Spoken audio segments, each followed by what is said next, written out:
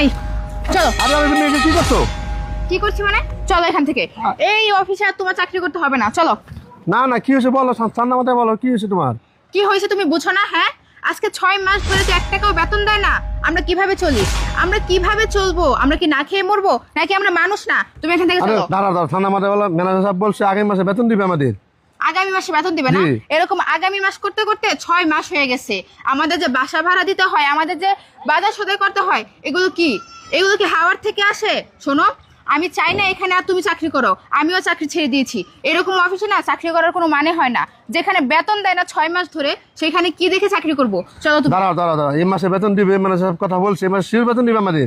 আরে মাথা ঠান্ডা রাখো, উপরে সিসি ক্যামেরা আছে, সারা সবকিছু দেখছে, এই মাসে আমাদের বেতন দিয়ে দিবে। আরে রাখো তোমার সিসি ক্যামেরা। তোমার সিসি ক্যামেরাকে কি আমি ভয় পাই? দেখুক তোমার স্যারেরা, ওদেরও দেখা উচিত। এই তুমি যে বলতেছো তোমার সামনের মাসে বেতন দিয়ে দিবে, সামনের মাস করতে করতে পরের মাস করতে করতে 6 মাস হয়ে গেছে, তোমার 1 টাকা বেতনও দেয় নাই। এখন যে ঘরে চাল নাই, 2 দিন ধরে যে না খেয়ে আছি, এটা কি ওনারা দেখবে? ওনারা তো সেটা দেখবে না। ওনারা বেতন আটকে নিজেরা নিজেদের মতো ভালোই চলতেছে। দেখো, আমি না এখানে আর তোমাকে চাকরি করতে দিব না। ওনারা যা ইচ্ছে তাই করুক, তুমি আমার সাথে চলো। আরে বাবা, মাথা ঠান্ডা রাখো, স্যার তো বলছে এই মাসে আমাদের বেতন দিয়ে দিবে। কি ব্যাপার? আমার সিকিউরিটি গার্ডকে 6 মাস ধরে কোনো বেতন দেয়নি আমারই ম্যানেজার শফিক।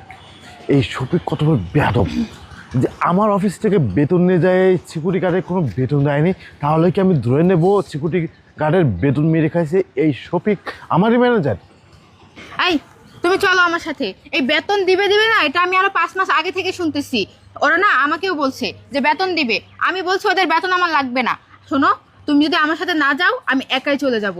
আর তোমার সাথে না খেয়ে আমি থাকতে পারবো না। আমি আমার বাবার বাড়ি চলে যাব। তুমি থাকো তোমার এই অফিস নিয়ে। তোমার এই অফিসে কি আছে আমি নিজেও জানি না। তোমার বেতন না দিলেও তুমি এখানে পড়ে থাকতে চাও। আরে পাগল, এর চাকরি তো আমার নতুন করি না, এর চাকরি 5-7 বছর ধরে করতেছি, এর আগে তো কোনো এরকম হয়নি। কি বললে তুমি? এর আগে এরকম কখনো হয়নি? এর আগে এরকম হবে কিভাবে? এর আগে তো ওনারা ঠিকঠাক মতোই বেতন দিয়ে দিছে।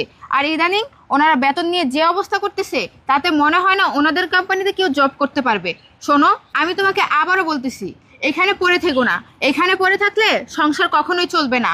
তুমি কি একবারও ভেবেছো বাসায় যে 2টা ছেলে মেয়ে না খেয়ে পড়ে আছে, তাদের কথা তো একবারও ভাবোনি? তুমি আছো তোমার চাকরি নিয়ে, যে অফিসে কিনা বেতনই ঠিক মতো দেয় না, তাদের লোকদের কথা ভাবেই না, সেখানে পড়ে থাকার কোনো মানে হয়? আরে বাবা, এটা আমার কর্ম, এটা আমার কর্ম করে খেতে হবে। আমি এই চাকরি যদি ছেড়ে দেই, অন্য যদি কোথাও যায়, সেখানে আমার বেতন না দেয়। দেখো, এত কথা না আমি শুনতে চাই না। তুমি কি আমার সাথে যাবা? তুমি যদি আমার সাথে না যাও, তাহলে আমি একাই চলে যাব। আর শোনো, আমি তোমাকে আবারও বলতেছি, তুমি এই কাজ কাম ছেড়ে